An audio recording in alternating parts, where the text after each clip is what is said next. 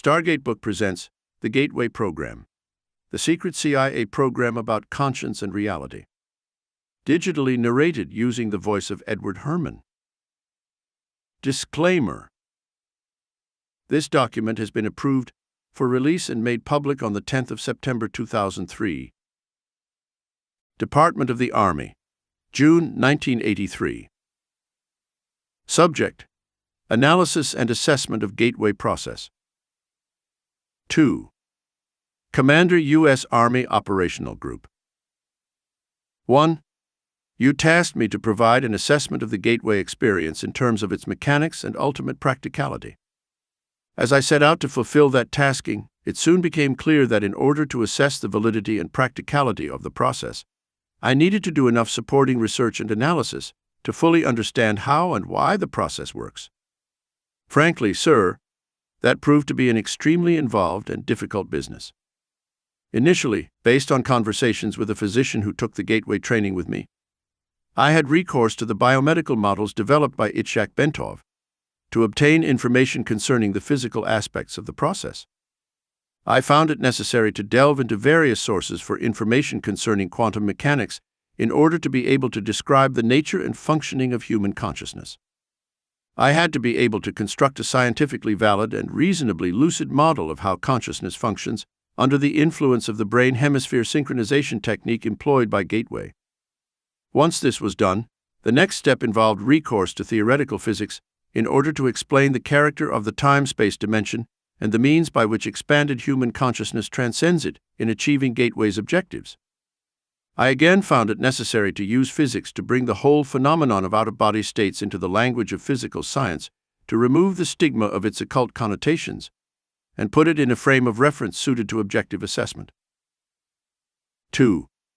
I began the narrative by briefly profiling the fundamental biomedical factors affecting such related techniques as hypnosis, biofeedback, and transcendental meditation, so that their objectives and mode of functioning could be compared in the reader's mind with the Gateway experience as the model of its underlying mechanics was developed.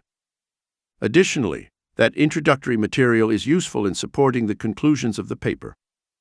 I indicate that at times these related techniques may provide useful entry points to accelerate movement into the Gateway experience. 3. Niels Bohr, the renowned physicist, once responded to his son's complaints about the obtuse nature of certain concepts in physics by saying, "You are not thinking, you are merely being logical." The physics of altered human consciousness deals with some conceptualizations that are not easily grasped or visualized exclusively in the context of ordinary left-brain linear thinking. Sought to borrow Dr. Bohr's mode of expression, parts of this paper will require not only logic, but a touch of right-brain intuitive insight to achieve a complete, comfortable grasp of the concepts involved. Nevertheless, once that is done, I am confident that their construction and application will stand up to the test of rational critique. 4. Paradoxically, having gone to such great lengths to avoid trying to render judgments based on an occult or dogmatic frame of reference in the end, I found it necessary to return at least briefly to the question of the impact of the Gateway experience on common belief systems. I did so because although it was essential to avoid attempting to render an assessment in the context of such systems, I felt that it was necessary, after having completed the analysis, to point out that the resulting conclusions, and not do any violence to the fundamental mainstream of either Eastern or Western belief systems. Unless that point is clearly established, the danger exists that some people will reject the whole concept of the Gateway experience in the mistaken belief that it contradicts and is therefore alien to all that they hold to be right and true. 5. This study is certainly not designed to be the last word on the subject, but I hope that the validity of its basic structure and of the fundamental concepts upon which it is based will make it a useful guide for other USAINSCOM personnel who are required to take the Gateway training or work with Gateway materials. Wayne M.M., Commander. The Gateway experience. Brain hemisphere synchronization in perspective. 1. Introduction.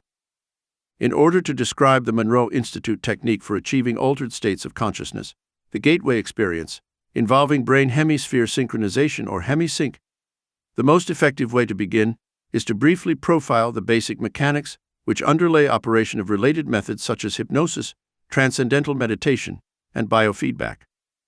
It is easiest to effectively describe what gateway is by beginning with a short description of those associated techniques that share some common aspects with the gateway experience, but which are nevertheless different.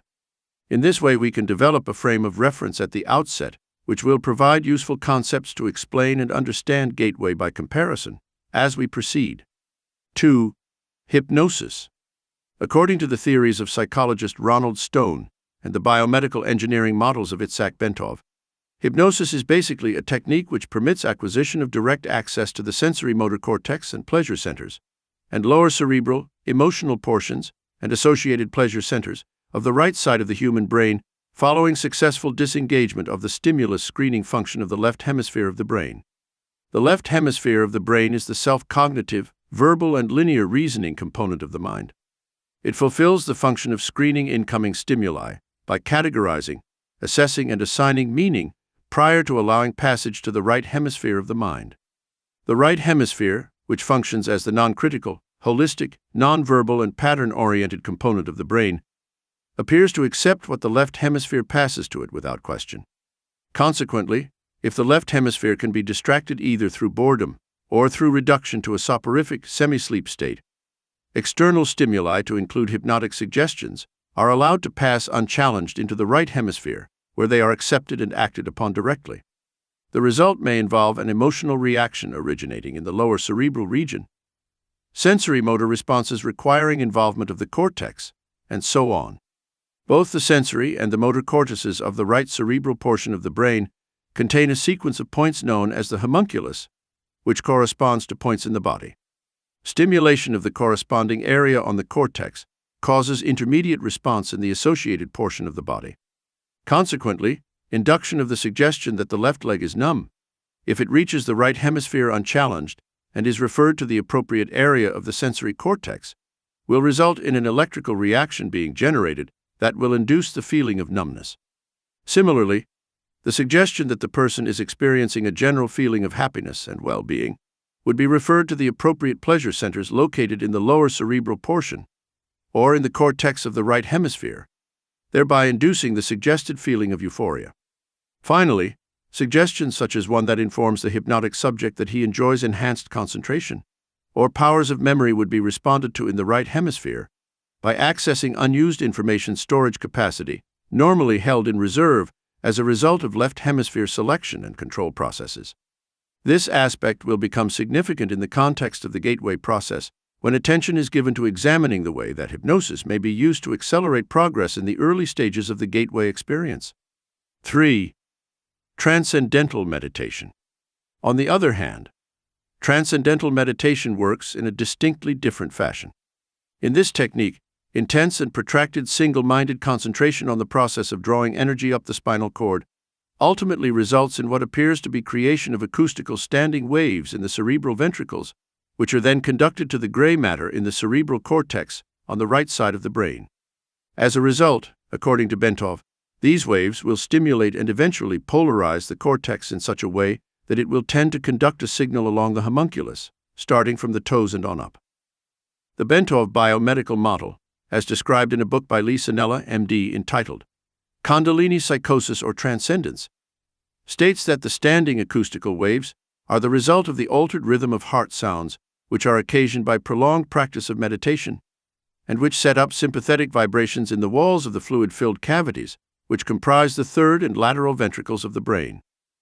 In addition, according to Bentov, the states of bliss described by those whose Kundalini symptoms have completed the full loop along the hemispheres may be explained as a self-stimulation of the pleasure centers in the brain caused by the circulation of a current along the sensory cortex.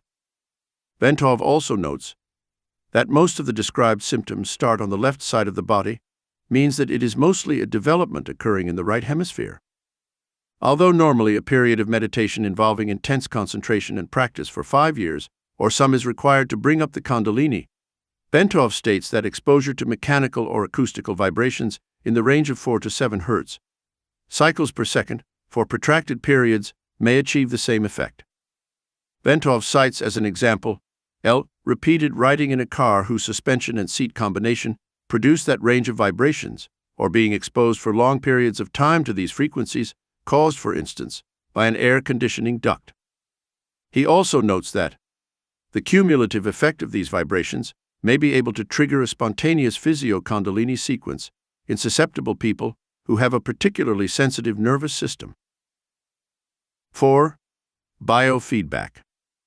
The third consciousness-altering methodology, which will be briefly described, is biofeedback. Biofeedback is somewhat unique in that it actually employs the self-cognitive powers of the left hemisphere to gain access to such areas of the right brain as the lower cerebral, motor and sensory cortices, and assorted pain or pleasure centers. Instead of suppressing the left hemisphere as is done in hypnosis, or largely bypassing and ignoring it as is done in transcendental meditation, biofeedback teaches the left hemisphere first to visualize the desired result, and then to recognize the feelings associated with the experience of successful right hemisphere access to the specific lower cerebral, cortex, pain, or pleasure, or other areas in the manner needed to produce the desired result. Special self-monitoring devices such as the digital thermometer are used to inform the left brain when it succeeds in keying the right hemisphere into accessing the appropriate area. Once this is done, the left brain can then repeatedly instruct the right brain to re-establish the pathways involved, so as to produce the same external, objective measures of success. In this way, the pathways are strengthened and emphasized to such an extent that left brain consciousness is enabled to access appropriate areas in the right brain using a conscious demand mode. For example, if the subject wishes to increase the circulation in the left leg in order to speed up healing, he may concentrate with his left brain on achieving that result, while carefully monitoring a digital thermometer connected to the left leg. When the concentrated effort begins to achieve success, the digital thermometer will register an increase in the temperature of the left leg. At that point, the subject can mentally, left brain, associate the sensations experienced with the result achieved, and can begin to emphasize, by memory recall, the same process to cause its strengthening by affirmation and repetition. In this way, pain can be blocked, healing can be enhanced, malignant tumors can apparently be suppressed and ultimately destroyed, the body's pleasure centers can be stimulated, and a variety of specific physiological results may be achieved. In addition, biofeedback may be used to greatly accelerate achievement of deep meditative states, particularly for beginners who have no experience in meditative techniques and whose progress in that methodology is enhanced through effective visualization and external, objective affirmation. Display of the subject's brainwave pattern on a cathode ray tube has proven to be a laboratory-validated means by which subjects may quickly learn to place themselves in profoundly relaxed states, characterized by the sort of quietude and singularity of mental focus associated with advanced meditation. 5. Gateway and Hemi-Sync. Now that we have briefly profiled the basic mechanics of the principal techniques for altering or expanding consciousness, which share some of the objectives and/or methods employed in the gateway experience, we may proceed to focus on what that technique actually involves. Fundamentally, the gateway experience is a training system designed to bring enhanced strength, focus, and coherence to the amplitude and frequency of brainwave output between the left and right hemispheres, so as to alter consciousness, moving it outside the physical sphere, so as to ultimately escape even the restrictions of time and space. The participant then gains access to the various levels of intuitive knowledge which the universe offers. What differentiates the gateway experience from forms of meditation is its use of the Hemi-Sync technique, which is defined in a monograph by Monroe Institute trainer Melissa Yeager as a state of consciousness defined when the EEG patterns of both hemispheres are simultaneously equal in amplitude and frequency. Although Hemi-Sync seems to be rather rare and of only short duration in ordinary human consciousness, Melissa Yeager states that audio techniques developed by Bob Monroe can induce and sustain Hemi-Sync with the Institute's basic Focus 3 tapes. She also notes that studies conducted by Elmer and Alice Green at the Menninger Foundation have shown that a subject with 20 years of training in Zen meditation could consistently establish Hemi-Sync at will, sustaining it for over 15 minutes. Dr. Stuart Twemlow, a psychiatrist and a research associate of the Monroe Institute, reports that in our studies of the effect of the Monroe tape system on brainwaves, we have found that the tapes encourage the focusing of brain energy. It can be measured as with a light bulb in watts. into a narrower and narrower frequency band. This focusing of energy is not unlike the yoga concept of one-pointedness, which we may translate in Western terms as a single-mindedness. Dr. Twemlow goes on to observe that as the individual gets into the tapes beyond focus 3, there is a gradual increase in brainwave size, which is a measure of brain energy or power. 6. Lamp versus laser. Melissa Yeager uses a metaphor to help clarify the process involved in the use of hemi-sync in the gateway experience. She points out that the human mind in its natural state may be likened to an ordinary lamp which expends energy in the form of both heat and light, but in a chaotic, incoherent way, which diffuses its energy over a wide area of rather limited depth. On the other hand, the human mind under the discipline of hemi-sync acts after the fashion of a laser beam, which produces a disciplined stream of light. The stream of energy is projected with total coherence of both frequency and amplitude, such that the surface area of a laser beam contains billions of times the concentrated energy found in a similar surface area on the Sun. Gateway assumes that once the frequency and amplitude of the human brain are rendered coherent, it is possible to begin accelerating both so that the human mind is soon resonating at ever higher vibrational levels. The mind can then bring itself into synchronization with more sophisticated and rarefied energy levels in the universe. The mind, when operating at these increasingly rarefied levels, is assumed to be capable of processing the information thus received through the same fundamental matrix by which it makes sense of ordinary physical sensory input to achieve meaning in a cognitive context. Such meaning is usually perceived visually in the form of symbols, but may also be perceived as astonishing flashes of holistic intuition, or even in the form of scenarios involving both visual and oral perception. The mechanics by which the mind exercises the consciousness function will be addressed in more detail later in this paper. 7. Frequency following response. To achieve synchronization of brain hemispheres, the hemi-sync technique takes advantage of a phenomenon known as the frequency following response, FFR, which means that if a subject hears a sound produced at a frequency which emulates one of those associated with the operation of the human brain, the brain will try to mimic the same frequency pattern by adjusting its brainwave output. Therefore, if the subject is in a fully awake state but hears sound frequencies which approximates brainwave output at the theta level, the subject's brain will endeavor to alter its brainwave pattern from the normal beta to the theta level.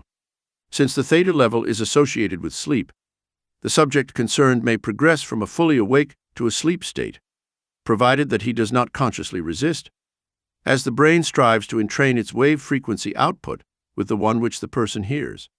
Since these brainwave frequencies are outside the spectrum of sounds which can be heard in pure form by the human ear, must produce them based on another phenomenon known as the brain's capacity for deducing beat frequencies. If the human brain is exposed to one frequency in the left ear, which is 10 Hz below another audible frequency played in the right ear, rather than hearing either of the two audible frequencies, the brain chooses to hear the difference between them, the beat frequency. Thus, availing itself of the FFR phenomenon and using the technique of beat frequencies, the gateway system uses hemi-sync and other audio techniques, employing the FFR phenomenon to introduce a variety of frequencies which are played at a virtually subliminal, marginally audible level. The objective is to relax the left hemisphere of the brain, place the physical body in a virtual sleep state, and bring the left and right hemispheres into coherence under conditions designed to promote the production of ever higher amplitude and frequency of brainwave output. Audible and perhaps subliminal suggestions by Bob Monroe accompany the various brainwave frequencies, which are sometimes rolled in together with other sounds such as sea surf to mask the sound frequencies where desirable. In this way, Gateway endeavors to provide the subject with the tools by which he may alter his consciousness based on his own volition over time through the repetitive use of the tapes, so as to access via intuitive means new categories of information not available to ordinary consciousness. 8. Role of resonance. However, brain coherence through entrainment to beat frequencies introduced via stereo headphones is only part of the reason why the gateway system works. It is also designed to achieve the physical quietude characteristic of deep transcendental meditative states, which brings about a complete alteration of the fundamental resonance pattern associated with the sound frequencies produced by the human body.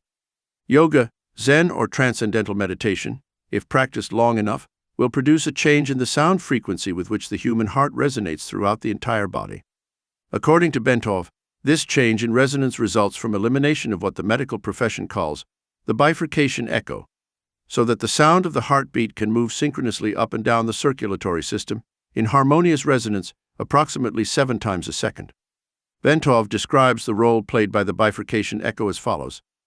When the left ventricle of the heart ejects blood, the aorta, being elastic, balloons out just beyond the valve and causes a pressure pulse to travel down along the aorta. When the pressure pulse reaches the bifurcation in the lower abdomen, which is where the aorta forks in two to go into the legs, part of the pressure pulse rebounds and starts traveling up the aorta. If in the meantime the heart ejects more blood and a new pressure pulse is traveling down, these two pressure points will eventually collide somewhere along the aorta and produce an interference pattern. By placing the body in a sleep-like state, the gateway tapes achieve the same goal as meditation, in that it places the body in such a profoundly relaxed state that the bifurcation echo slowly fades away as the heart lessens the force and frequency with which it pushes blood into the aorta. The result is a regular, rhythmic sine wave pattern of sound, which echoes throughout the body and rises up into the head in sustained resonance. The amplitude of this sine wave pattern, when measured with a sensitive seismograph-type instrument, is about 3 times the average of the sound volume produced by the heart when it is operating normally. 9. Brain stimulation. Ventov's biomedical model shows that this resonance is of considerable importance since it is directly transmitted to and impacts upon the brain.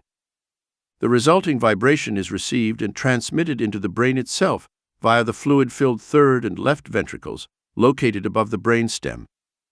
An electromagnetic pulse is then generated, which stimulates the brain to raise the amplitude and frequency of brainwave output, just as Dr. Twemlow observed in his research on the effects of the hemisync tapes. Also, the brain is contained in a tight membrane called the dura, which is, in turn, cushioned by a thin layer of fluid located between it and the skull. As the coherent resonance produced by the human heart, in a state of profound relaxation, reaches the fluid layer surrounding the brain, it sets up a rhythmic pattern in which the brain moves up and down approximately 0.005 to 0.010 millimeters in a continuous pattern. The self-reinforcing character of resonant behavior accounts for the body's ability to sustain this movement despite the minimal level of energy involved. In this way, the entire body, based on its own micromotion, functions as a tuned vibrational system which transfers energy in a range of between 6.8 and 7.5 Hz into the Earth's ionospheric cavity, which itself resonates at about 7 to 7.5 Hz. Of this process, Ventov states, "This is occurring at a very long wavelength of about 40,000, or just about the perimeter of the planet. In other words, the signal from the movement of our bodies will travel around the world in about 1/7 of a second through the electrostatic field in which we are embedded. Such a long wavelength knows no obstacles, and its strength does not attenuate much over large distances. Naturally, it will go through just about anything: metal, concrete, water, and the fields making up our bodies. It is the ideal medium for conveying a telepathic signal. Consequently, the gateway process is designed to rather rapidly induce a state of profound calm within the nervous system and to significantly lower blood pressure to cause the circulatory system, skeleton, and all other physical organ systems to begin vibrating coherently at approximately 7 to 7.5 cycles per second. The resulting resonance sets up a regular, repetitive sound wave which propagates in consonance with the electrostatic field of the Earth. 10. Energy entrainment. As the body is turned into a coherent oscillator vibrating in harmony with the surrounding electrostatic medium, the specific exercises included in the gateway tapes enjoin the participant to build up the energy field surrounding his body, presumably by using energy from the Earth's field, which the body is now entraining because of its ability to resonate with it. This puts the body's energy field into homogeneity with its surrounding environment and promotes movement of the seat of consciousness into the surrounding environment, partly in response to the fact that the two electromagnetic medians are now a single energy continuum. Thus, the same process which moves the brain into focused coherence at steadily higher levels of frequency and amplitude, so as to entrain analogous frequencies in the universe for data collection, also promotes enhancement of bodily energy levels to a point adequate to permit the subject to experience an out-of-body movement when he is ready to do so, More will be said about this topic later. In addition, by resonating with the Earth's electromagnetic sphere, the human body creates a surprisingly powerful carrier wave to assist the mind in communication activity with other human minds similarly tuned. 11. Consciousness and energy. Before our explanation can proceed any further, it is essential to define the mechanism by which the human mind exercises the function known as consciousness, and to describe the way in which that consciousness operates to deduce meaning from the stimuli which it receives. To do this, we will first consider the fundamental character of the material world in which we have our physical existence, in order to accurately perceive the raw stuff with which our consciousness must work. The first point which needs to be made is that the two terms, matter and energy, tend to be misleading if taken to indicate two distinctly different states of existence in the physical world that we know it. Indeed, if the term matter is taken to mean solid substance as opposed to energy, which is understood to mean a force of some sort, then the use of the former is entirely misleading. Science now knows that both the electrons which spin in the energy field located around the nucleus of the atom and the nucleus itself are made up of nothing more than oscillating energy grids. Solid matter, in the strict construction of the term, simply does not exist. Rather, atomic structure is composed of oscillating energy grids, surrounded by other oscillating energy grids, which orbit at extraordinarily high speeds. In his book, Stalking the Wild Pendulum, Itzhak Bentov gives the following figures. The energy grid which composes the nucleus of the atom vibrates at approximately 10 Hz, which means 10 followed by 22 zeros. At 70 degrees Fahrenheit, an atom oscillates at the rate of 10-15 Hz. An entire molecule, composed of a number of atoms bound together in a single energy field, vibrates in the range of 10 Hz. A live human cell vibrates at approximately 10 Hz. The point to be made is that the entire human being, brain, consciousness, and all is, like the universe which surrounds him, nothing more or less than an extraordinarily complex system of energy fields. The so-called states of matter are actually variances in the state of energy, and human consciousness is a function of the interaction of energy in two opposite states, motion versus rest, in a manner described in the following paragraph. 12. Holograms. Energy creates, stores, and retrieves meaning in the universe by projecting or expanding at certain frequencies in a three-dimensional mode that creates a living pattern called a hologram. The concept of the hologram can be most easily understood by using an example cited by Bentov, in which he asks the reader to visualize a bowl full of water into which 3 pebbles are dropped. As the ripples created by the simultaneous entry of the 3 pebbles radiate outward towards the rim of the bowl, Bentov further asks the reader to visualize that the surface of the water is suddenly flash-frozen, so that the ripple pattern is preserved instantly. The ice is removed, leaving the 3 pebbles still laying at the bottom of the bowl. Then the ice is exposed to a powerful, coherent source of light, such as a laser. The result will be a three-dimensional model or representation of the position of the 3 pebbles suspended in midair. Holograms are capable of encoding so much detail that, for example, it is possible to take a holographic projection of a glass of swamp water and view it under magnification to see small organisms not visible to the naked eye when the glass of water itself is examined. The whole concept of holography, despite its scientific implications, has only been known to the physicist since the underlying mathematical principles were worked out by Denis Gabor in 1947. He later won a Nobel Prize for his work. Laboratory demonstration of Gabor's work only occurred years later, following invention of the laser. As biologist Lyle Watson explains, the purest kind of light available to us is that produced by a laser, which sends out a beam in which all the waves are of one frequency, like those made by an ideal pebble in a perfect pond. When 2 laser beams touch, they produce an interference pattern of light and dark ripples that can be recorded on a photographic plate. And if one of the beams, instead of coming directly from the laser, is reflected first off an object such as a human face, the resulting pattern will be very complex indeed, but it can still be recorded. The record will be a hologram of the face. 13. The part encodes the whole. Of further importance is the fact that even if we dropped our frozen hologram of the ripple pattern on the floor and broke it into a number of pieces, each individual piece would recreate the entire holographic image all by itself.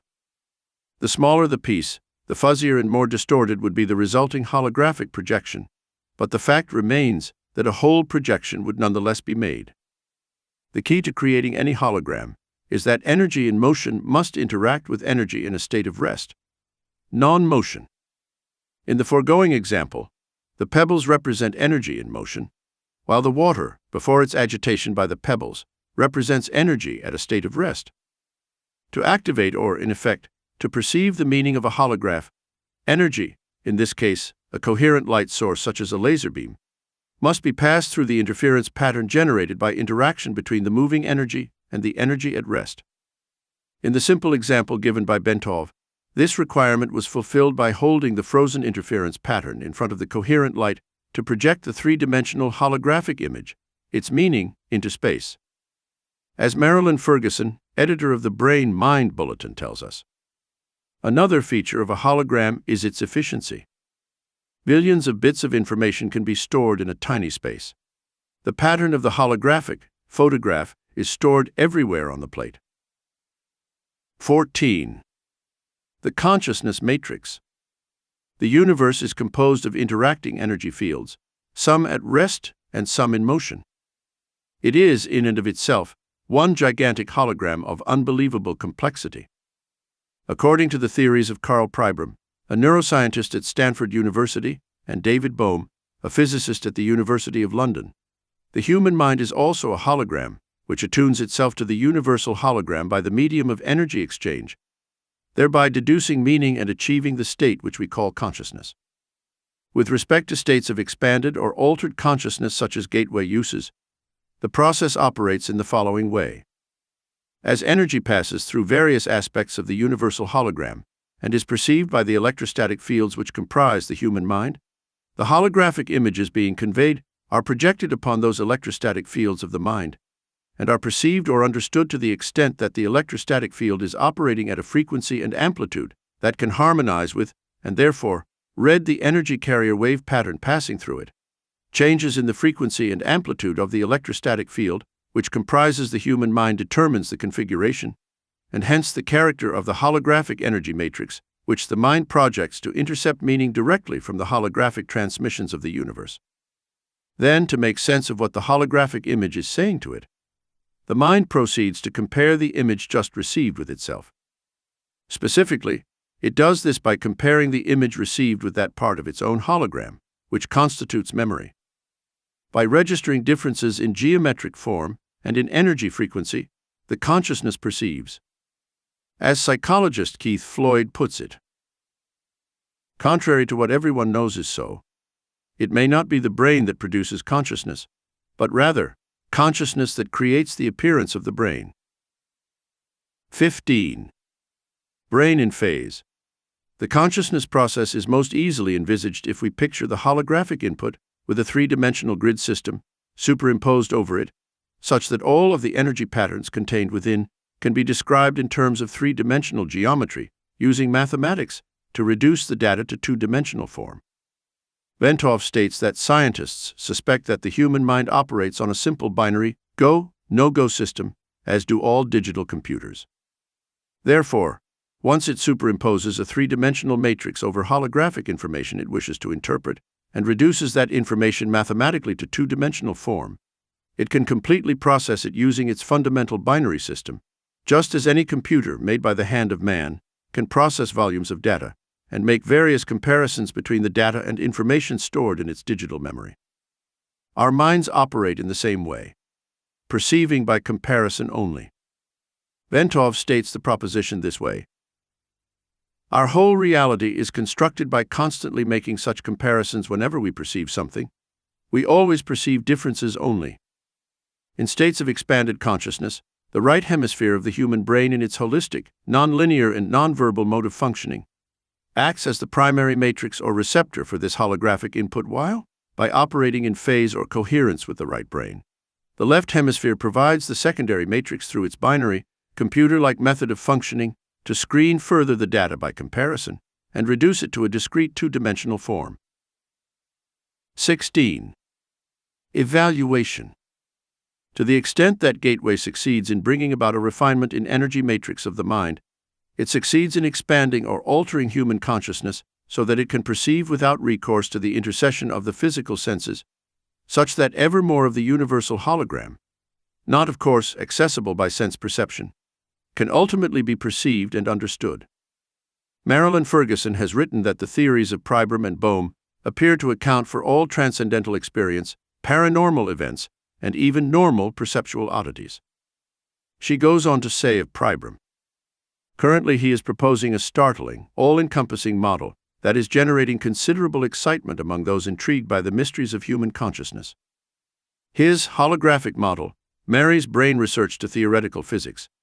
It accounts for normal perception and simultaneously takes the paranormal and transcendental experiences out of the supernatural by explaining them as a part of nature. Like certain strange discoveries of quantum physics, the radical reorientation of this theory suddenly makes sense of paradoxical sayings of mystics throughout the ages. 17. Self-cognition. To complete our outline of the process by which the mind achieves and exercises consciousness, we must also describe the mechanism which accounts for the aspect of human thought that differentiates it from the consciousness of plants or animals, in example, self-cognition. Humans not only know, but they know that they know. They are able to monitor the process of their own thinking and maintain an awareness of it. Moreover, they can conduct a comparative assessment, evaluating the functioning of their thought processes against various objective standards they have adopted. Human consciousness can do this because it has the capacity to duplicate aspects of its own hologram, project them out, perceive that projection, put it through comparison with the memory aspect, where its evaluation standards of measure are stored, of its own hologram, and measure or sense the differences using three-dimensional geometry, and then binary, go, no-go pulse, to yield verbal cognition about the self. 18. Time-space dimension. Up to this point, our discussion of the gateway process has been relatively simple and easy to follow. Now the fun begins. Gateway involves more than just perception of those aspects of the universal hologram, which can be accessed in the dimension of time-space as we know it. To explain how and why human consciousness can be brought to transcend the limitations of time-space is the next task which must be addressed. To do this, we must first appreciate what time and space are in order to understand how the dimension that they constitute can be transcended. Physicists define time as a measurement of energy or force in motion. In other words, it is a measurement of change. However, in order for energy to be in motion, it must first be limited in some way within the confines of some sort of vibratory pattern, so that its confinement gives it the capacity for being contained at a specific location, which is distinguishable from other locations, space. Energy which is not confined is force without limit, without dimension, without the limits of form. It is infinity, cannot move because there is nothing beyond infinity, and is therefore outside of the dimension of time. It is also beyond space, because that concept implies that a specific energy form is limited to a specific location and is absent from other locations. But if energy is in the state of infinity, there are no boundaries, not here to differentiate from there, no sense of area. Energy in infinity means energy uniformly extended without limit. It has no beginning, no end, no location. It is conscious force, the fundamental, primal power of existence without form, a state of infinite being.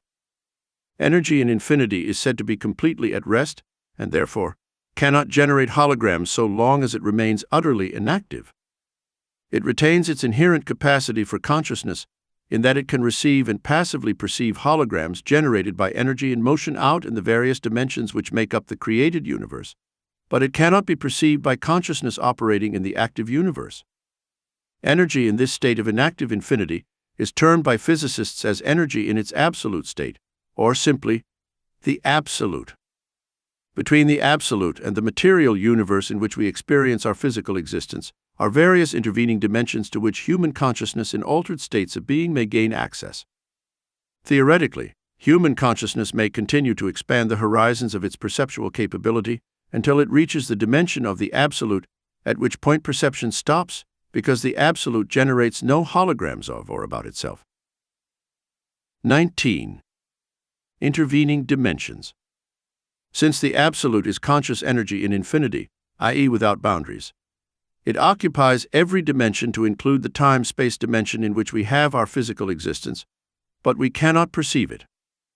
It overlays everything, as do many of the intervening gradients or dimensions through which the energies of the universe pass on their way to and from their home in the state of infinity, the absolute.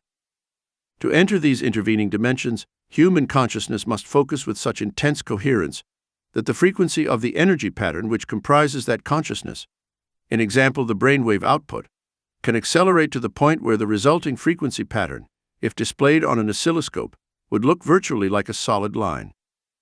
Achievement of this state of altered consciousness sets the stage for perception of non-time-space dimensions because of the operation of a principle in physics known as Planck's distance.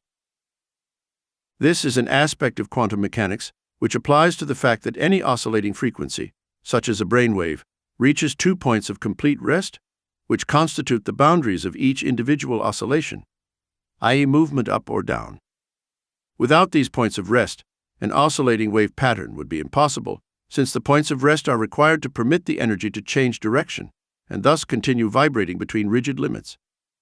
But it is also true that when, for an infinitesimally brief instant, that energy reaches one of its 2 points of rest, it clicks out of time-space and joins infinity. That critical step out of time-space occurs when the speed of the oscillation drops below 10 to 33 centimeters per second, Planck's distance. To use the words of Bentov, quantum mechanics tell us that when distances go below Planck's distance, which is 10 to 33 cm, we enter, in effect, a new world. To return to our case in point, the human consciousness wave pattern reaches such high frequency that the pattern of click-outs comes so close together that there is virtual continuity in it. Then, a portion of that consciousness is actually postulated to establish and maintain its information collection function in those dimensions located between time-space and the absolute. Thus, as continuous click-out pattern establishes itself in continuous phase at speeds below Planck's distance, but before reaching the state of total rest, human consciousness passes through the looking glass of time-space after the fashion of Alice beginning her journey into Wonderland. The gateway experience, with its associated hemi-sync technique, is apparently designed, if used systematically and patiently, to enable human consciousness to establish a coherent pattern of perception in those dimensions where speeds below Planck's distance apply. This holds true irrespective of whether the individual is exercising his consciousness while in his physical body, or whether he is doing so after having separated that consciousness from the physical body. In example, the so-called out-of-body state mentioned earlier. 20. Subatomic particles. The behavior of subatomic particles provides an interesting example of the phenomenon of clicking out discussed in the preceding paragraphs. In an article prepared for Science Digest magazine, Dr. John Gleedman mentions the way in which subatomic particles communicate with each other once their energy fields become entrained as a result of colliding with each other. The communication concerned is, of course, postulated to be occurring during the click-out phase in the oscillation of the energy fields comprising the subatomic particles concerned. It is this because which accounts for the cross-communication at what, in terms of time-space velocities, would seem to involve speeds in excess of light. In reality, Einstein's theory of relativity is not being invalidated, but rather, the communication concerned is taking place outside the dimension of time-space, to which the theory of relativity is strictly confined. Specifically, Dr. Gleedman tells us, quantum theory postulates a kind of long-range Siamese twin effect whenever two subatomic particles collide, and then go their different ways. Even when the particles are halfway across the universe from each other, it says, they instantaneously respond to each other's actions. And in so doing, they violate relativity's ban on faster-than-light velocities. Indeed, regarding attempts to quantify what is known about the behavior of energy in dimensions apparently outside of time-space, Bentov speaks about courageous physicists who are working on hypothetical particles called tachyons, which can move at speeds higher than light. The speed of tachyons starts just above the speed of light and ranges all the way to infinite velocities. 21. Dimensions in between. Now that we have postulated the legitimacy of the assertion that the energy forms which compose consciousness can move beyond the time-space dimension, we need to turn our attention to the energy forms which inhabit those dimensions between time, space, and the absolute. In so doing, we may better perceive the form that reality assumes when we encounter it in those intermediate dimensions. In this context, Bentov tells us that the causal relationship between events breaks down. Movements become jerky rather than smooth. Time and space may become grainy or chunky. A piece of space can be traversed by a particle of matter in any direction, without necessarily being synchronized with a piece of time. In short, a pair of events will occur in either time or space, the pair not being connected causally, but by a random fluctuation. What Bentov means is that inside the dimension of time-space where both concepts apply in a generally uniform way, there is a proportional relationship between them. A certain space can be covered by energy moving in either particle or wave form in a certain time, assuming a specific velocity, virtually anywhere in the time-space universe. The relationship is neat and predictable. However, in the intermediate dimensions beyond time-space, the limitations imposed on energy to put it into a state of oscillating motion are not uniform as they are in our physical universe. A myriad of various distortions and incongruities are thus likely to be encountered such that our nice, neat assumptions concerning the relationship between time and space as we know it in this dimension do not apply. But even more important, access is open to both the past and the future when the dimension of current time-space is left behind. 22. Special status, out-of-body experience. Although human consciousness can, with enough practice, move beyond the dimension of time-space and interface with other energy systems in other dimensions, the entire process is appreciably enhanced if that consciousness can be detached in large measure from the physical body before such interface is attempted. Once an individual becomes proficient in the technique of out-of-body movement, and then reaches the point where he is able to break out of time-space while out of his body, he gains the advantage of clicking out part of his enhanced consciousness while starting from a base located much closer to the dimensions with which he wishes to communicate. In other words, since he is starting from a point much higher up, to use an analogy from the time-space context, that part of his consciousness involved in clicking out will have that much more time to interact in dimensions beyond time-space because less time is required to traverse the intervening layers.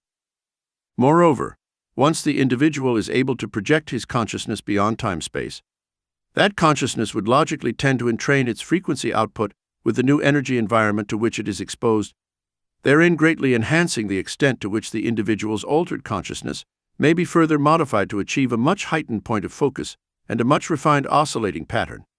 As a result, a self-reinforcing process should ensue whereby the farther consciousness in the out-of-body state can be projected beyond the time-space dimension, the more its level of energy output would be enhanced, thus promoting the potential for still further travel. The tentative conclusion to be drawn is that the out-of-body state may be regarded as an extremely effective way of accelerating the process of enhancing consciousness and of interfacing with dimensions beyond time-space. If the practitioner of the gateway technique has a choice of concentrating on achieving and exploiting the out-of-body experience, as opposed to concentrating his full efforts on expanding his consciousness exclusively from a physical base, the former would appear to promise much faster and more impressive successes than does the latter. 23. Absolute in perspective. It may be helpful at this point to pause and recap the major aspects of our intellectual journey from time-space to the realm of the absolute. We have spoken at some length concerning the incredibly complex hologram, which is created by the intersection of energy patterns generated by the totality of all dimensions of the universe, time-space included. We have noted that our minds constitute energy fields, which interact with various aspects of this hologram, to deduce information, which is ultimately processed through the left hemisphere of our brains, to reduce it to a form that we employ for the process we call thinking. We have implied that this hologram is the finite embodiment in active, energy form of the infinite consciousness of the Absolute. It is the title we assign to that vast pool of energy in a state of perfect rest over which the physical universe is layered, and from whence it comes. Incidentally, to describe this, Bentov uses the analogy of a very deep sea, comparing the still depths of the sea to the dimension of the Absolute, while assigning the storm-tossed waves above to represent the physical universe with which we are familiar.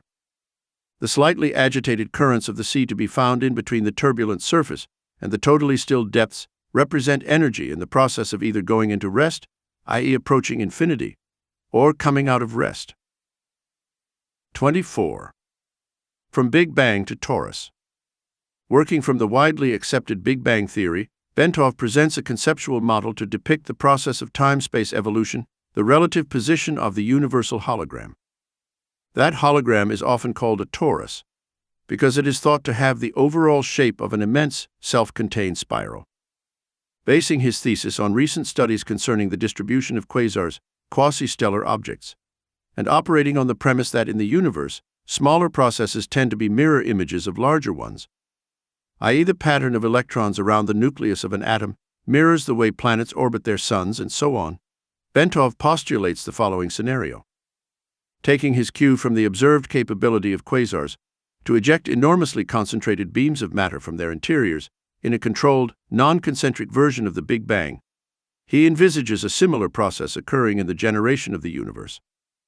Noting that those galaxies located to the north of our own galaxy are moving away faster than those located to the south, and that those to the east and west are demonstrably more distant, Bentov regards this as substantive evidence that the jet of matter which expanded into our universe has turned back upon itself, eventually forming an ovoid or egg shape. He sees matter in our universe entering the ovoid pattern following ejection from a nucleus composed of extremely compressed energy through a white hole. At the end of its trip to the far end of the ovoid, he sees it departing via a black hole. In such a model, time is observed to be a measure of the change which occurs as energy evolves into new, more complex forms, as it progresses along the distance from the white hole's side of the nucleus, around the shell of this cosmic egg, T, until it enters the black hole. In other words, as energy expelled from infinity and confined within limits by the conscious of the absolute achieve form, and motion following ejection from the white hole at the top of the egg, time begins as a measure of the cadence of this evolutionary movement as reality goes around the shell of the egg on its journey to the black hole at the far end. 25. Our place in time. The observed distribution of galaxies suggests that our particular universe is located near the top of the egg, at the point where matter begins to fall back on itself, thus explaining the reason why the galaxies to the north are seen to be moving away more rapidly as they are caught up in the downturn of the stream of matter towards the far end of the cosmic egg. Layered over this cosmic egg is the absolute which sustains the radiating nucleus from which the original jet of matter issued forth. Will be reabsorbed into the radiating nucleus, and then the absolute. It generates the interference pattern within the cosmic egg, which constitutes the universal hologram or torus. Since the torus is being simultaneously generated by matter in all the various phases of time, it reflects the development of the universe in the past, present, and future, as it would be seen from our particular perspective in one phase of time. By reflecting on this model, it becomes possible to see how human consciousness brought to a sufficiently altered focused state could obtain information concerning the past, present, and future, since they all exist in the universal hologram simultaneously. In the case of the future, because all of the consequences of the past and present can be seen coming together in the hologram, such that the future can be predicted or seen with total accuracy. Moreover, it is possible to see how the implosion of energy patterns would cross and recross to create an incredibly complex four-dimensional hologram, or torus, in spiral shape, in reflection of the multi-dimensional developing pattern of evolution. All of the movements of the energies which comprise the universe leave their mark and hence tell their story throughout time. 26. Quality of consciousness. We noted earlier that the out-of-body state involves projection of a major portion of the energy pattern that represents human consciousness so that it may move either freely throughout the terrestrial sphere for purposes of information acquisition or into other dimensions outside of time-space, perhaps to interact with other forms of consciousness within the universe. Consciousness is the organizing and sustaining principle that provides the impetus and guidance to bring and keep energy in motion within a given set of parameters so that a specific reality will result. When consciousness reaches a state of sophistication in which it can perceive itself, its own hologram, it reaches the point of self-cognition. Human beings have this form of elevated consciousness as does the absolute, but in case of the latter, it is a function of energy and its associated quality of consciousness in infinity, omniscience and omnipotence in perceptual unity. When energy returns to a state of total rest within the absolute, it returns to the continuum of consciousness in the pool of limitless, timeless perception that resides there. Thus, the more complex an energy system in the material state, the more consciousness it possesses to maintain its reality. Our consciousness, therefore, is that differentiated aspect of the universal consciousness which resides within the Absolute. It accounts for the organization of the energy patterns which constitute our physical body, but is distinctly separate from and superior to it. Since consciousness exists quite apart from and outside of reality, beyond the bounds of time-space, it, like the Absolute, has neither beginning nor end. Reality has both a beginning and an end because it is bounded within time-space, but the fundamental quantum of energy and its associated consciousness is eternal. When reality ends, its constituent energy simply returns to infinity in the Absolute. 27. Consciousness in perspective.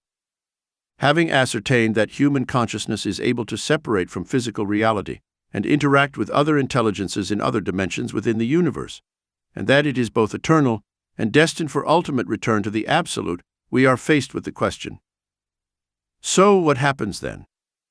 Since memory is a function of consciousness, and therefore enjoys the same eternal character as the consciousness which accounts for its existence, it must be admitted that when consciousness returns to the Absolute, it brings with it all the memories it has accumulated through experience in reality. The return of consciousness to the Absolute does not imply an extinction of the separate entity which the consciousness organized and sustained in reality. Rather, it suggests a differentiated consciousness which merges with and participates in the universal consciousness and infinity of the Absolute, without losing the separate identity and accumulated self-knowledge which its memories confer upon it. What it does lose is the capability for generation of independent thought holograms, since that can be done only by energy in motion. In other words, it retains the power to perceive, but loses the power of will or choice. In exchange, however, this consciousness participates in the all-knowing infinite continuum of consciousness, which is a characteristic of energy in the ever-present. Consequently, it is accurate to observe that when a person experiences the out-of-body state, he is, in fact, projecting that eternal spark of consciousness and memory, which constitutes the ultimate source of his identity, to let it play in and learn from dimensions both inside and outside the time-space world, in which his physical component currently enjoys a short period of reality. 28. Gateway method. Having put the gateway experience in context by postulating a structural outline of how and why it seems to work, and having shown what it is designed to achieve, the time has come to examine the specific techniques which comprise the gateway training process. These techniques are designed to enable the user of the gateway tapes to manipulate the high energy states, which can be achieved if the user continues to work with the tapes over a period of time. The amount of time required to reach advanced energy states and to fully exploit the techniques varies with the individual, the sensitivity of his nervous system, his general state of mind, and the extent to which he may have previously developed facility in related techniques such as transcendental meditation, are all pertinent factors affecting the speed at which he may expect to progress. The gateway process begins by teaching the individual participant to isolate extraneous concerns in a visualization device called an energy conversion box.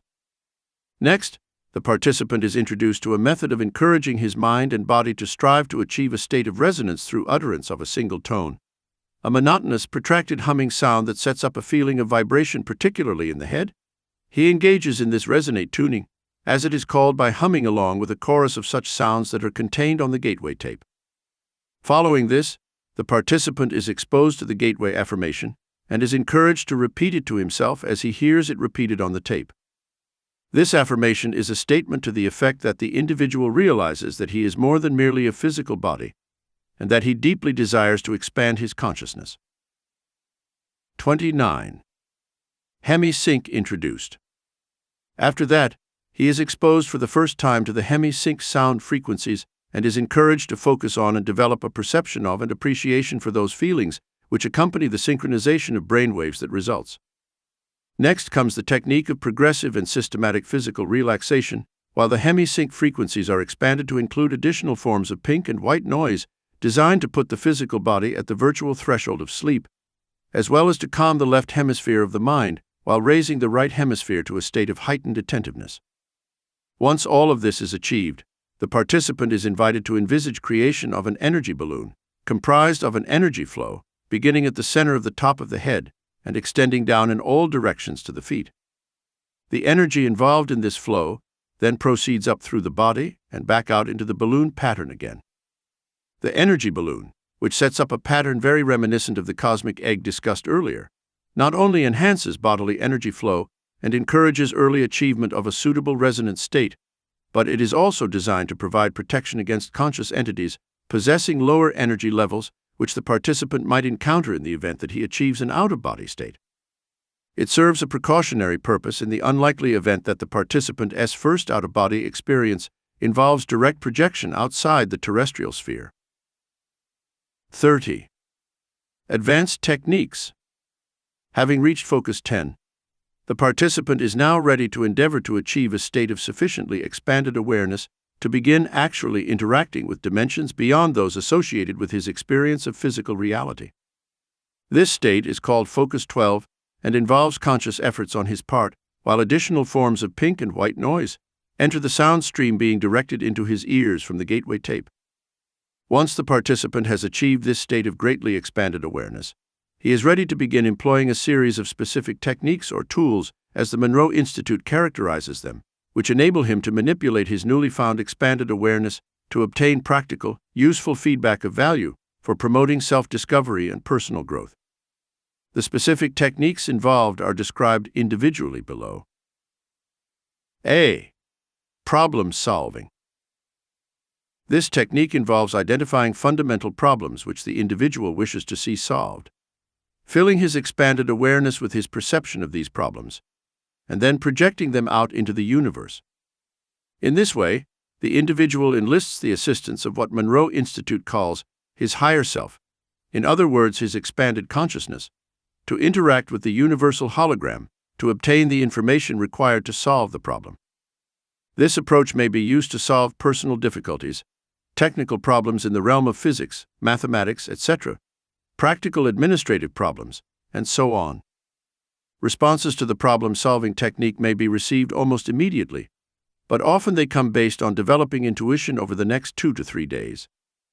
Frequently, the response comes in the form of a sudden, holistic perception, in which the individual suddenly finds that he simply knows the answer in all of its ramifications, and completely in context, sometimes without even being able to put his newly found perception into words, at least initially.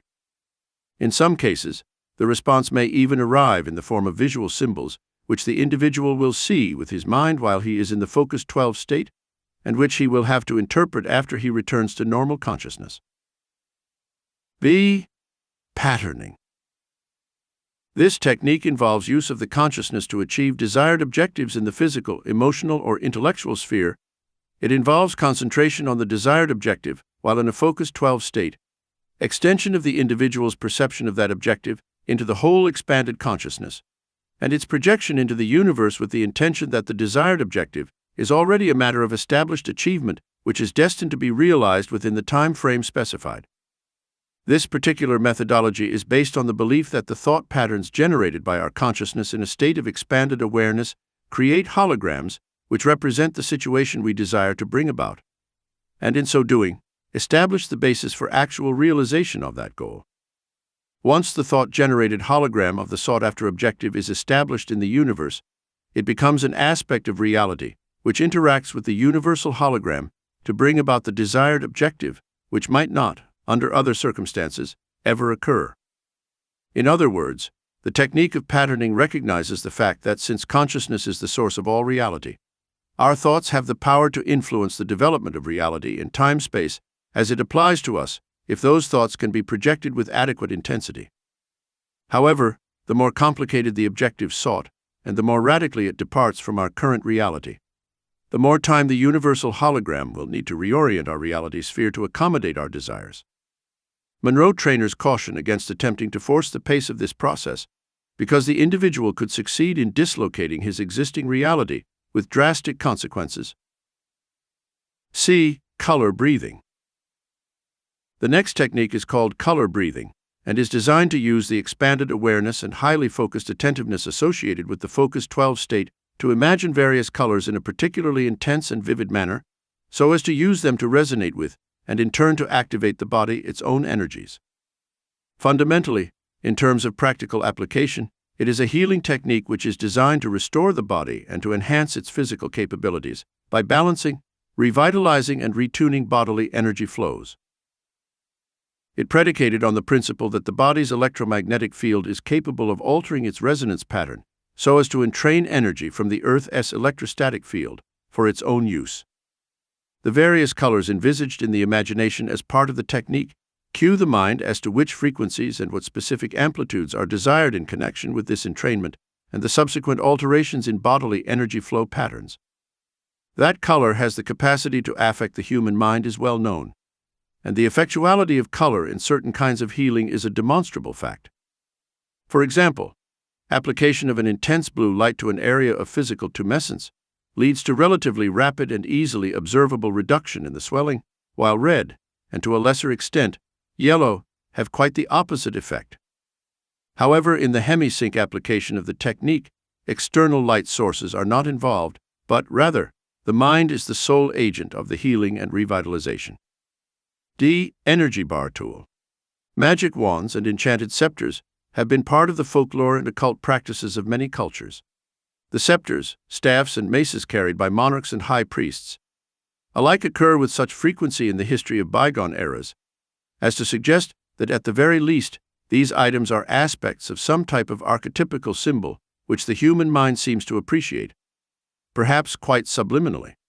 In any case, the energy bar tool technique involves envisaging a small, intensely pulsating dot of light which the participant charges in his imagination with enormous energy until it is virtually pulsating. The participant then extrudes the dot into the shape of a sparkling, vibrating cylinder of energy, which he then uses to channel force from the universe to selected parts of his body for purposes of healing and revitalization. E. Remote viewing. In addition, the energy bar tool is used as a portal for initiating a follow-on technique called remote viewing. In this context, the participant turns his bar of energy into a whirling vortex through which he sends his imagination in search of new and illuminating insights. The apparent purpose of the symbolism involved in the vortex seems to be to cue the subconscious and convey to it instructions as to what the participant wishes to do, but in terms of nonverbal symbols which the right hemisphere of the mind is capable of understanding. F. Living body map. This technique provides amplification for application of the energy bar tool as a means of healing specific areas or systems of the human body. The configuration of the participant's body is imagined, and then the various major systems such as the nervous and circulatory systems are envisaged in appropriate colors within the confines of the outline being held in the imagination. The energy bar tool is then applied to energizing, balancing, and healing in whatever manner the participant desires. In the process, the participant visualizes various streams of colored energy flowing out of the tool into the organ system or area upon which the revitalizing or healing application is being made. Since colors are the result of differing wavelengths of light, which is to say energy at various frequencies, this technique operates on the assumption that as the human body is composed of energy, it can be vitalized and healed through the additive application of additional energy, provided that the energy is applied in the appropriate form. G. Focus 15. Travel into the past. All of the preceding techniques are conducted at the level of expanded awareness known as Focus 12. However, the technique of time travel into the past involves further expansion of consciousness through the inclusion of additional levels of sound on the hemisync tapes. Some of the sound is probably merely an intensification of the basic hemisync frequencies, being designed to further modify brainwave frequency and amplitude. Other aspects of the added sound patterns appear to be designed to provide subtle, almost subliminal suggestions to the mind as to what is desired by way of further expanded consciousness, so as to support the verbal suggestions and instructions also contained on the tape. Even the instructions are highly symbolic, with time being visualized as a huge wheel in the universe with various spokes, each of which gives access to a different part of the participant's past. Focus 15 is a very advanced state and is extremely difficult to achieve. Probably less than 5% of all participants in any given gateway experience actually fully achieve the Focus 15 state during the course of the approximately 7 days of training. Nonetheless, Monroe Institute trainers affirm that with enough practice, eventually Focus 15 can be achieved. They also state that not only the individual's past history is available for examination by one who has achieved Focus 15, but other aspects of the past with which the individual himself has had no connection may also be accessed. Focus 21. The future. The last and most advanced of all the focus states associated with the Gateway training program involves movement outside of the boundaries of time-space, as in Focus 15, but with attention to discovering the future rather than the past. The individual who has achieved this state has reached a truly advanced level. Except in unusual circumstances, it is probably not attainable except by those who have conditioned themselves through long application of meditation, or by those who have practiced long and hard through use of the hemi-sync tapes for a period of months, if not years. 31. The out-of-body movement. This remarkable phenomenon has been saved for discussion in detail until last because of the interest which it occasions, and special circumstances involved in its attainment. Monroe Institute stresses that the Gateway program was not established solely for the purpose of enabling participants to obtain the out-of-body state, nor does the program guarantee that most participants will succeed in doing it during the course of the training at the Institute. Only one tape out of the many which make up the Gateway experience is devoted to the techniques involved in the out-of-body movement. Basically, these techniques are merely designed to make it easier for the individual to achieve the out-of-body state when his brainwave pattern and personal energy levels have reached a point that he is in apparent harmony with his surrounding electromagnetic environment, such that he feels that he has reached the threshold where separation is a possibility. To facilitate achieving the out-of-body state, Bob Monroe, the founder of Monroe Institute, is quoted in a recent magazine article as saying that in order to assist the participant, the particular hemi-sync tape concerned with that technique employs beta signals of around 2,877.3 CPS cycles per second. Since 30 to 40 CPS is considered to be the normal range for beta brainwave signals, those associated with the wakeful state, it is apparent that the Monroe Institute is convinced that the same heightened state of brainwave frequency output, which promotes altered states of consciousness, is also an important consideration in assisting in achievement of out-of-body states. The actual techniques employed for separating from the body involve such simple maneuvers as rolling out, lifting out after the fashion of a telephone pole, wherein the individual separates in a rigid, head-first manner, such that he finds himself standing at attention at the foot of his physical body, and sliding out through either end of his body. 32. Role of REM sleep.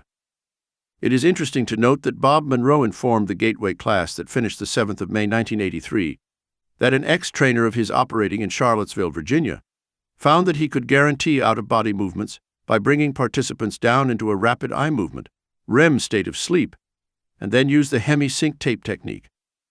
This may well be a function of the fact that most, if not all, people reputedly go into an out-of-body state during REM sleep.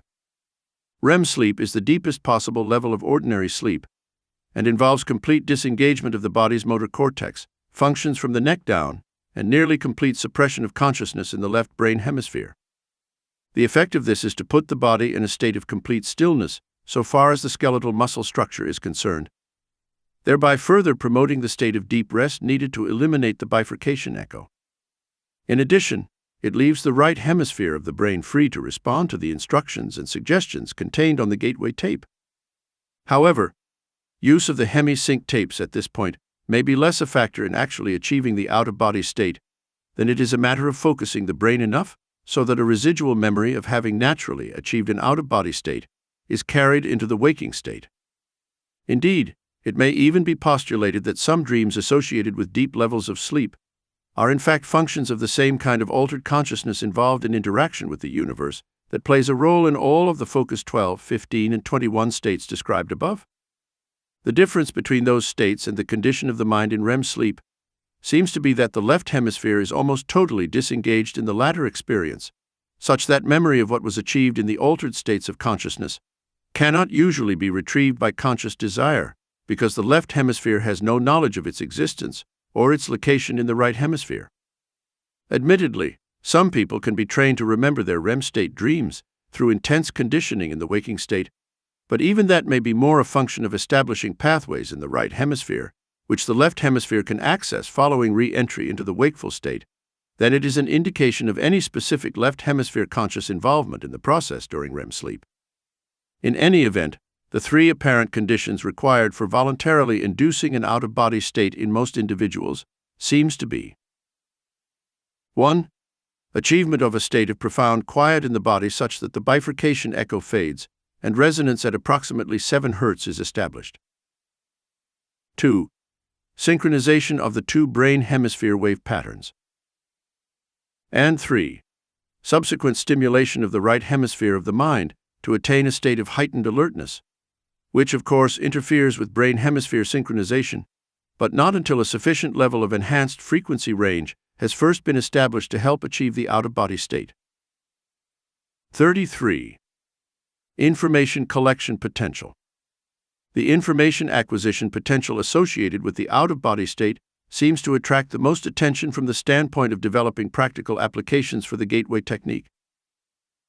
Unfortunately, although the out-of-body state can apparently be achieved by many people without excessive expenditure of time or effort, the purposes to which it can be put are currently limited by the fact that although individuals in that state may travel anywhere on an instantaneous basis, in either the terrestrial or in other spheres, information distortion in the former context remains a major concern. To date, according to one of the trainers at Monroe Institute, numerous experiments have been conducted involving persons moving from one coast to the other in the out-of-body state to read a series of 10 computer-generated numbers in a university laboratory. Although most have acquired enough of the digits to make clear that their consciousness was present, none have ever succeeded in getting all 10 correct. This seems to be a function of the fact that physical reality in the present is not the only holographic influence which the individual may encounter in an out-of-body state. There are also energy patterns left by people or events occurring at the same physical site being viewed, but from the past rather than the present. In addition, since thoughts are the product of energy patterns, and energy patterns are reality, it may also be possible that individuals encounter thought forms while in an out-of-body state which mingle with physical reality and are not easily differentiated.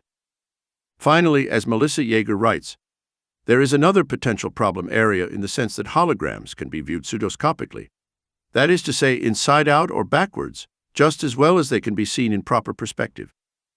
Some of the distortions occurring may ultimately prove to be traceable to this cause, because in the out-of-body state an individual may perceive the holographic energy patterns given off by people or things interacting in time-space reality in a somewhat distorted form. 34. Belief system considerations. In 1967, Alexandra David Neal and Lama Yongden wrote a book entitled Secret Oral Teachings in Tibetan Buddhist Sects, from which the following quote is taken.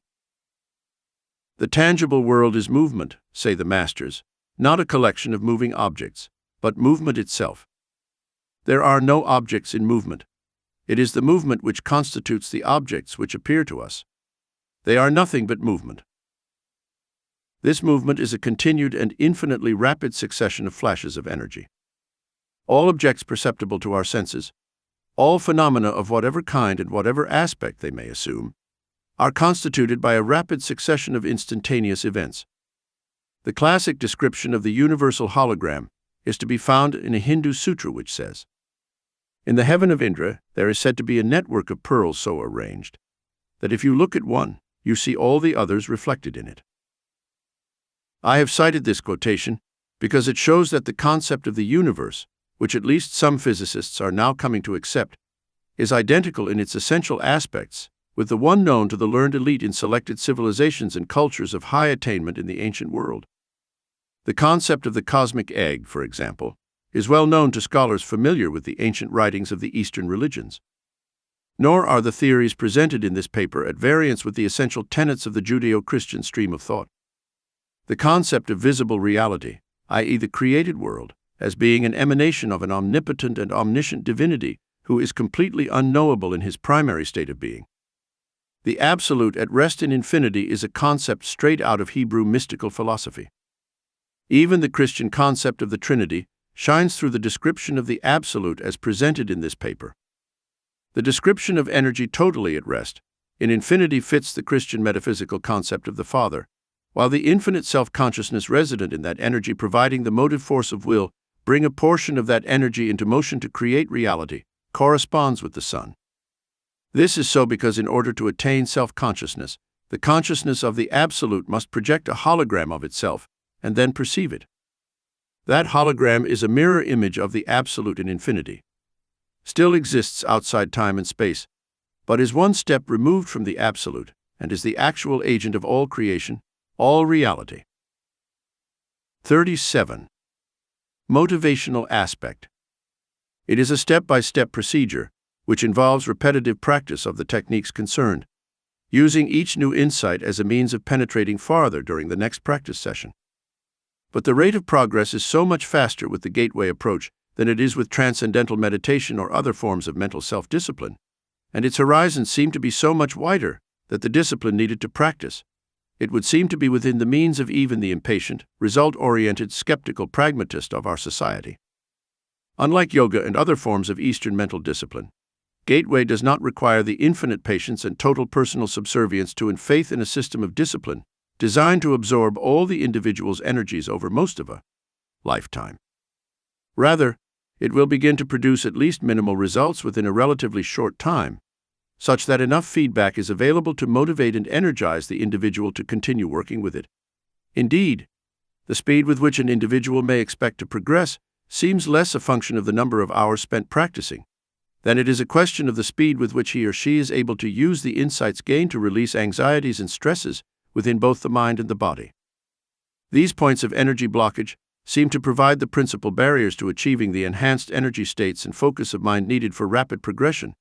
The more compulsive, the more uptight the individual may be at the outset, the more barriers he or she will initially encounter to achieving a deep or immediate experience. But as the insights begin to come and the blockages begin to dissolve, the way ahead becomes increasingly clear, and the value of gateway moves from the status of a matter of intellectual assessment to one of personal experience. 38. Conclusion. There is a sound, rational basis in terms of physical science parameters for considering gateway to be plausible in terms of its essential objectives. Intuitional insights of not only personal, but of a practical and professional nature would seem to be within bounds of reasonable expectations. However, a phased approach for entering the gateway experience in an accelerated mode would seem to be required if the time needed to reach advanced states of altered consciousness is to be brought within more manageable limits from the standpoint of establishing an organization-wide exploitation of gateway's potential. The most promising approach suggested in the foregoing study involves the following steps. A. Begin by using the gateway hemi-sync tapes to achieve enhanced brain focus and to induce hemisphere synchronization. B. Then add strong REM sleep frequencies to induce left brain quiescence and deep physical relaxation. C. Provide hypnotic suggestion designed to enable an individual to induce deep auto-hypnotic state at will. D. Use auto-hypnotic suggestion to attain much enhanced focus of concentration and motivation in rapidly progressing through Focus 12 exercises. E. Then repeat steps A and B, following use of the auto-hypnotic suggestion that an out-of-body movement will occur and be remembered. F. Repeat step E to achieve facility in gaining out-of-body state under conscious control. Alter hypnotic suggestion to stress ability to consciously control out-of-body movement and maintain it even after REM sleep state ends. G. Approach Focus 15 and 21 objectives. Escape from time-space and interact within new dimensions from the out-of-body perspective. H. Use multi-focus approach to solve problem of distortion in terrestrial information gathering trips. This approach involves the use of 3 individuals in the out-of-body state, one viewing the target object here, in time-space, one viewing it at Focus 15 as it slips into the immediate past, and one viewing it at Focus 21 as it slips from the immediate future. Debrief all 3 and compare data gathered from the 3 points of view. If care is taken to ensure that the 3 all go out of body together in the same environment, their consciousness energy systems should resonate in sympathetic oscillation. They can tune into the same target on different planes, dimensions, with greater effectiveness. I encourage pursuit of full self-knowledge by all individuals involved in the foregoing experiments to enhance objectivity in out-of-body observation and thinking, and to remove personal energy blockages, likely to retard rapid progress. J. Be intellectually prepared to react to possible encounters with intelligent, non-corporal energy forms when time-space boundaries are exceeded. K. Arrange to have groups of people in Focus 12 state unite their altered consciousness to build holographic patterns around sensitive areas to repulse possible unwanted out-of-body presences. L. Encourage more advanced gateway participants to build holographic patterns of successful attainment and rapid progress for advanced colleagues to assist them in progressing through the gateway system. If these experiments are carried through, it is to be hoped that we will truly find a gateway to gateway and to the realm of practical application for the whole system of techniques which comprise it. This recording of the Gateway Program, the secret CIA program about conscience and reality, was presented by Stargate Book. Sound recording copyright 2024 and produced by DeepSend Limited 2024.